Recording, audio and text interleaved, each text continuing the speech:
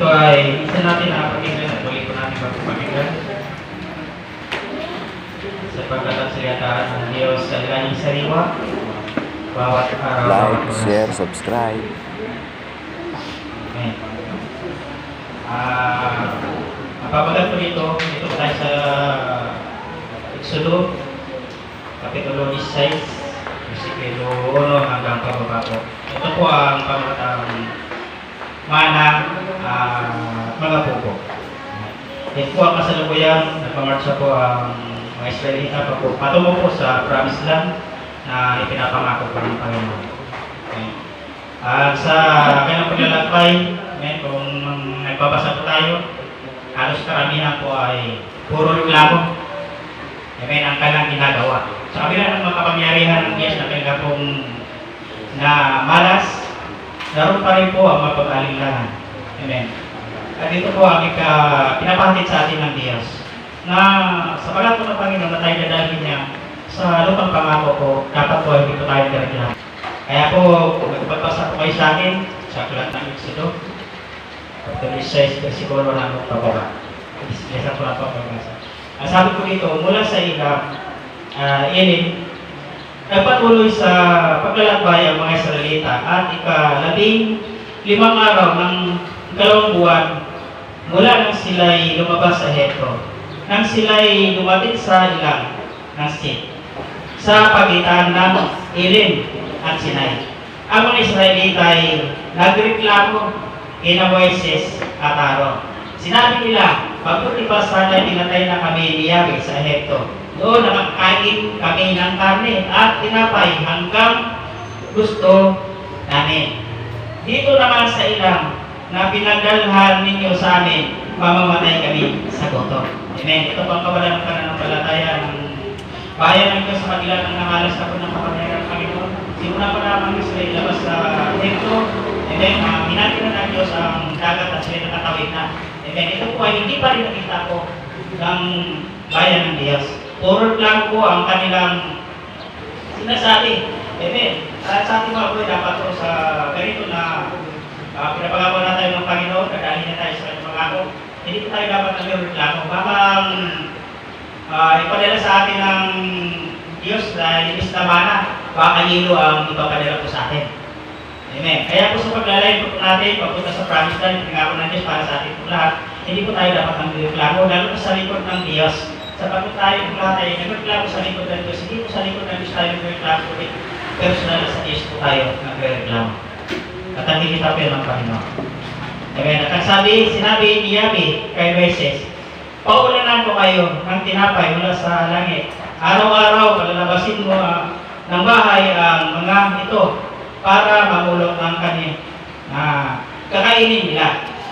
Sa maghapon, sa pamagitan nito'y susubukin ko kung susunod sila sa aking mga talubilin. Tuwing kami na araw, dublihin sa karaniwan ang kanilang pupulutin at ihanda. Pagkatapos ng pag-usap nila kay Yahweh, sinabi ni Moises at Aaron sa mga Israelita, mamayang gabi, mapapatunayan ninyo na si Yahweh ang naglabas sa inyo sa Ehipto. At bukas ng umaga, makikita ninyo ang kanyang kapangyarihan. Narinig niya ang inyong reklamo laban sa kanya, sapagkat tuwing gagawin ninyo ito, ay sa kanya kayo nagreklamo, hindi sa amin. Inilugtog pa ni Moises, mamayang gabi, ibigyan niya kayo ng karne, bukas ng umaga ay tinapay ang ibibigay niya sa inyo. Hanggang gusto ninyo, iyan ang sagot niya sa inyo.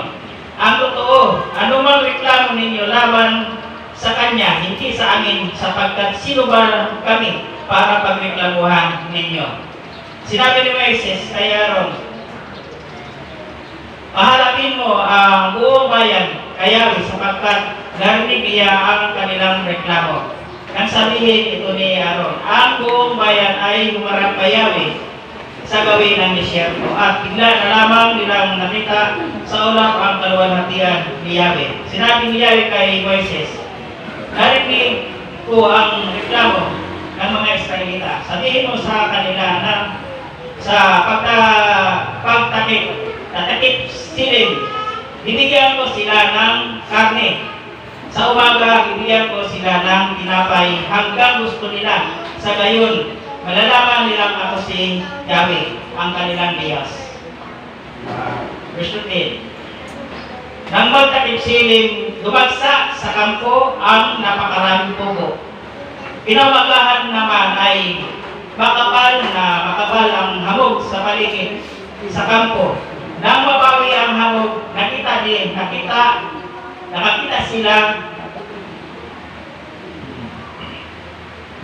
sila sa lupa ng maliliit na maninipis na mga bagay na parang tinitig. Amen.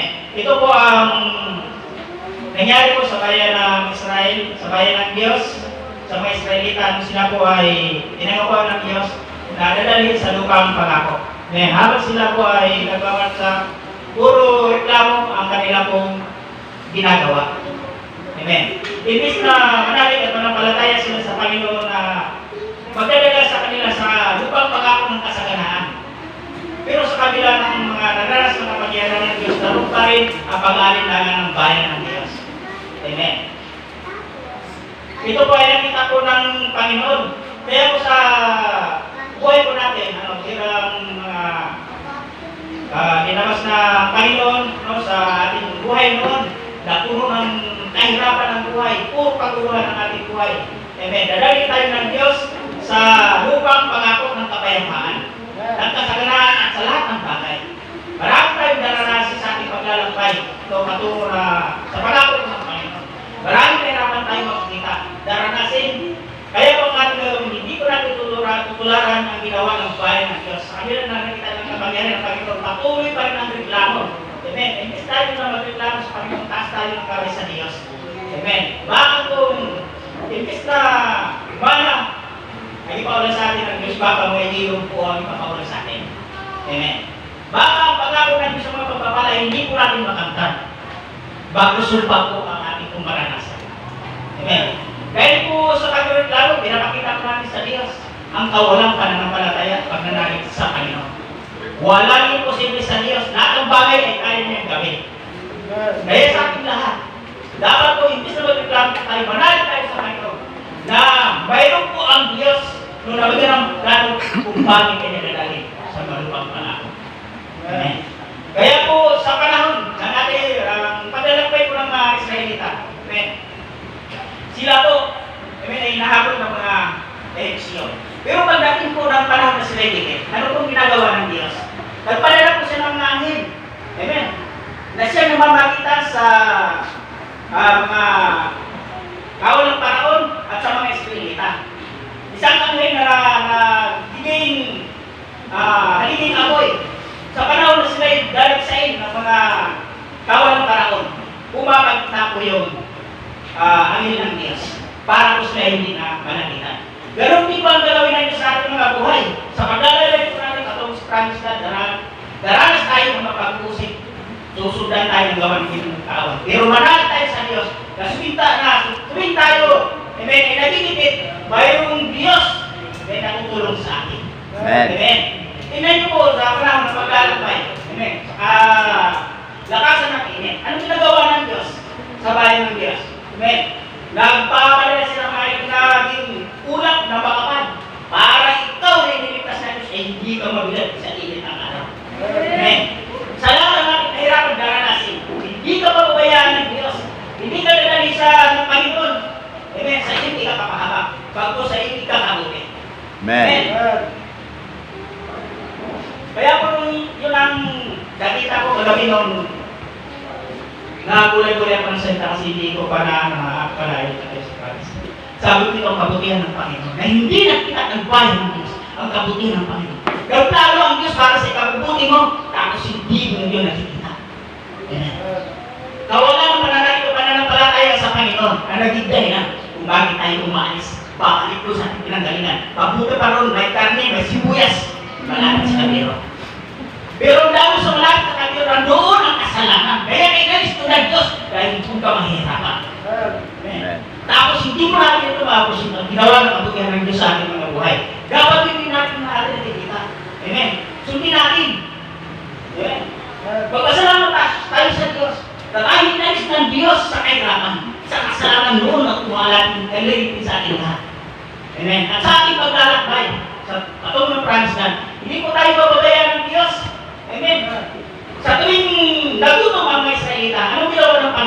kahit nandun, puro pagsuway ang kanilang ginagawa. Nandun ang grasya ng Panginoon. Hindi ba isa pinababayaan?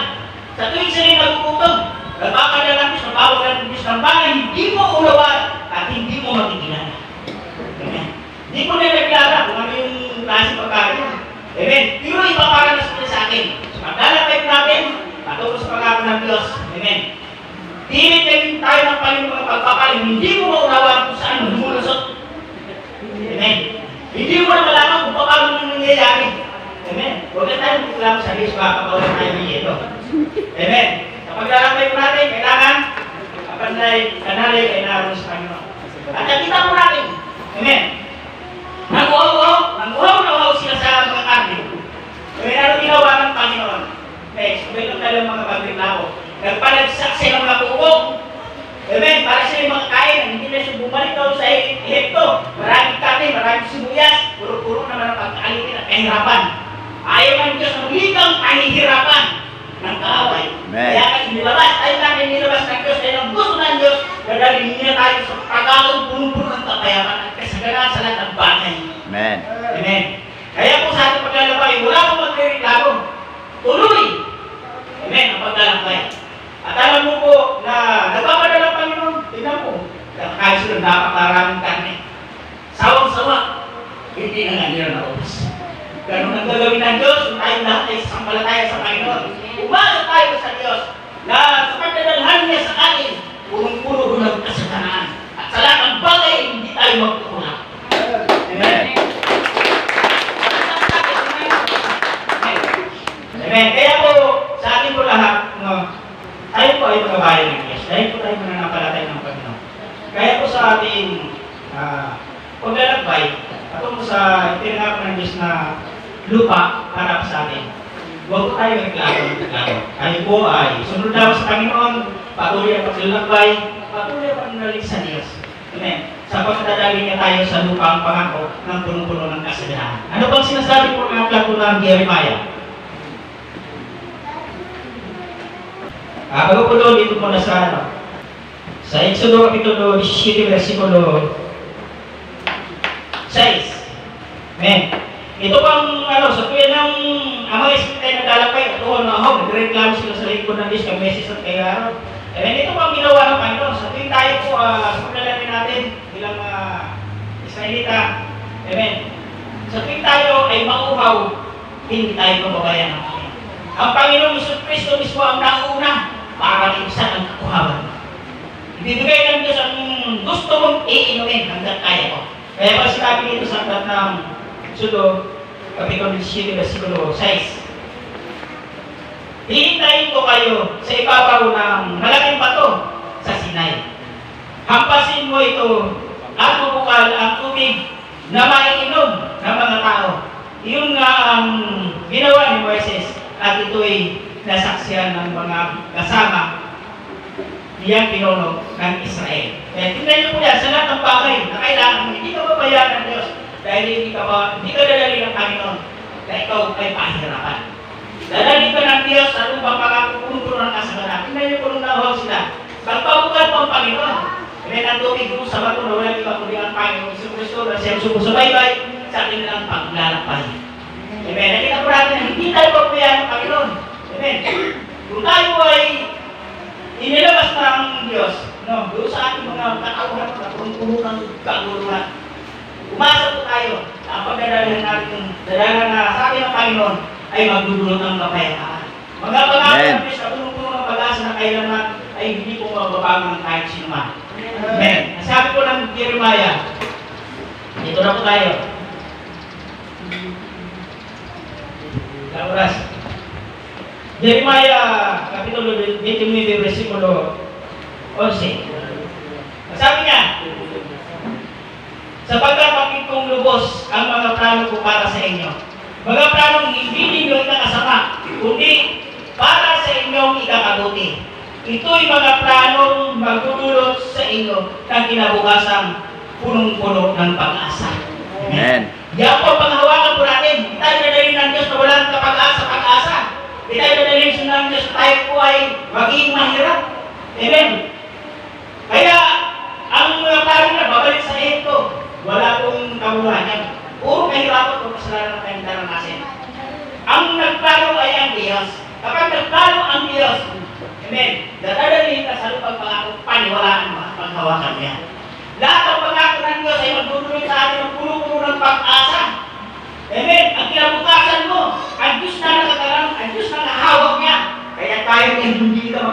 sa iyong sarili. Sumunod ka lang sa Panginoon. Ang Diyos ang magplano ng kinabukasan mo. Punong-puno ng pag-asa, punong ng kasalanan, punong ng kapayapaan, punong ng kagalingan, punong ng tagumpay ang ibibigay ng Diyos ng bawat isa ko sa atin. Amen. Amen. Kaya po sa ating paglalakay, atong sa promised land, wala pong reklamo, kundi sobrang damo ko sa Panginoon. Marami ang Diyos na buhay. Yung pagkakako ng ating Panginoon Diyos. Amen. Tugay ko na po ang mic, wala na oras. Sa asunod pa tayo. Wala ka po natin buhay na sa buhay. Sister Elizabeth.